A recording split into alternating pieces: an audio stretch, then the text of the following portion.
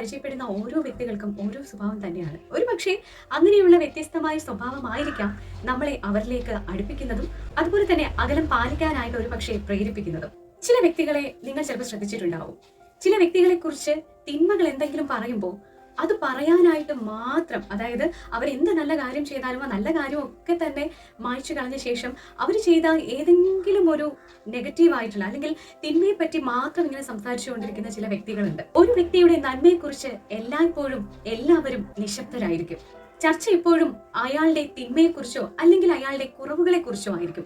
എത്രയൊക്കെ നന്മ നമുക്ക് എടുത്തു പറയാനുണ്ടായാലും ആ കുറവുകൾ തന്നെയായിരിക്കും കൂടുതൽ ആൾക്കാരും ഫോക്കസ് ചെയ്യുക, കൂടുതൽ ആൾക്കാരും മറ്റുള്ളവരിലേക്ക് എത്തിക്കാൻ ശ്രമിക്കുന്നതും. ഇതിനെക്കുറിച്ച് ഒരു ചൊല്ല് തന്നെയുണ്ട് കേട്ടോ. ഒരു വ്യക്തിയുടെ തിന്മയെക്കുറിച്ചാണ് ചർച്ച ചെയ്യുന്നതെങ്കിൽ മൂകന്മാർ പോലും സംസാരിച്ചെന്നിരിക്കും എന്നൊരു ചൊല്ലുണ്ട്. അത് അർത്ഥവത്തായിട്ടുള്ള ഒരു കാര്യം തന്നെയാണ്. എപ്പോഴും നമ്മൾ ഫോക്കസ് ചെയ്യേണ്ടത് ഒരു വ്യക്തിയുടെ നന്മയിലേക്കാണ്. അതിലേക്ക് ഫോക്കസ് ചെയ്ത് കഴിഞ്ഞാൽ തിന്മ പോലും അല്ലെങ്കിൽ തിന്മയിലേക്ക് നയിച്ച പ്രവൃത്തികൾ പോലും അസാധുവാകുന്നത് നമുക്ക് കാണാൻ സാധിക്കും. ഒന്ന് ഓർക്കേണ്ടത്, ലോകത്തിന്റെ മുഴുവൻ സ്നേഹവും നമുക്ക് ലഭിക്കുന്നത് എപ്പോഴാണെന്ന് അറിയാവോ?